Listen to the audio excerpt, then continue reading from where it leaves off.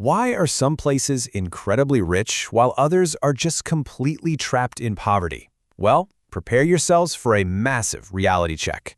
In this explainer, we're going to completely dismantle everything you thought you knew about global wealth. Let's think about what truly dictates your economic destiny. Is it the modern country you live in?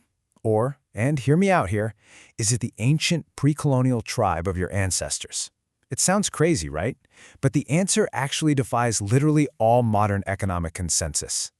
Look, the boring, accepted wisdom says national governments matter most, good institutions equal wealth, right? We've heard it a million times.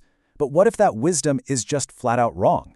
The face-slapping truth we're diving into today is that ancient, pre-colonial tribes might actually be the hidden hand secretly controlling modern development. Section 1. Measuring wealth from space. So how do we actually prove this when local economic data is notoriously spotty? Simple. When earthly data fails, we look to the stars. By tracking satellite nightlights from space, we get a perfectly objective measure. Brighter lights mean more electricity, and more electricity equals economic development. It's essentially the exact glowing footprint of human progress. Now, take a look at the reality on the ground. This insanely complex map shows pre-colonial African tribes. Long before European ships ever arrived, the continent was this incredibly rich, organic tapestry of distinct and highly structured cultures. But then came the artificial tragedy: modern national borders. European powers essentially just drew arbitrary lines on a map from faraway capitals, and in the process, they sliced hundreds of identical, unified tribes completely in half, just right down the middle. But scientifically speaking, this historical accident gives us the ultimate natural experiment. The methodology here is brilliant. Step 1, find one of these artificial borders. Step 2, find a single tribe split right in half by it. Step 3, measure the light from space on both sides. We're basically comparing twins separated at birth to see what really drives wealth. For example, look at the Iwe tribe. They share an identical culture and geography, but they were perfectly split between Ghana and Togo. That means two entirely different national governments, different modern institutions, the whole shebang. Yet when you look from space, their economic output remains virtually identical. We see the exact same setup with the Aprobata group, sliced right down the middle by the borders of Egypt and Sudan. Two totally different modern nations ruling over one ancient people. It is an absolutely genius way to isolate whether the country or the culture causes the wealth. Section 2. The face-slapping truth. Prepare yourselves, because standard economics completely dictates that crossing into a country with better institutions should automatically make you richer. That's the huge expectation.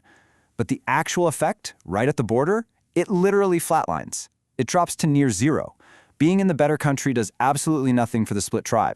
This data really hammers that anti-common sense reality home. The differences in wealth within these split groups sit right at zero. Think about that. Differences in massive countrywide institutions completely fail to explain economic performance within the same ethnic group. At the border, the national government is practically an illusion. The researchers concluded with this devastating quote: "Differences in countrywide institutional arrangements across the border do not explain differences in economic performance within ethnic groups." Boom! The accepted wisdom is wrong. Modern national borders are essentially just lines drawn in the sand. Section 3. Ancient history still rules. Okay, so if countries and modern governments don't matter at the borders, what is the hidden hand secretly controlling the wealth? It all comes down to jurisdictional hierarchy. Put simply, how politically complex, organized, and structurally advanced were your ancestors? Did they have complex systems, administrators, and judges centuries before colonization even happened? The data here is absolutely undeniable. Tribes with highly complex, centralized political systems centuries ago are the exact same regions glowing brightly on our satellite maps today. Ancient administrative machinery is literally driving modern wealth. It's like the ghosts of the past is lighting up the present. Section 4. Breakthroughs and blind spots. Now, we do have to critically look at this. The study brilliantly proves historical persistence, no doubt about it, but it has a pretty major blind spot. It totally ignores the capital city effect. See, national governments actually do matter, but only if you live close to the capital. Way out at the borders, state power just kind of vanishes.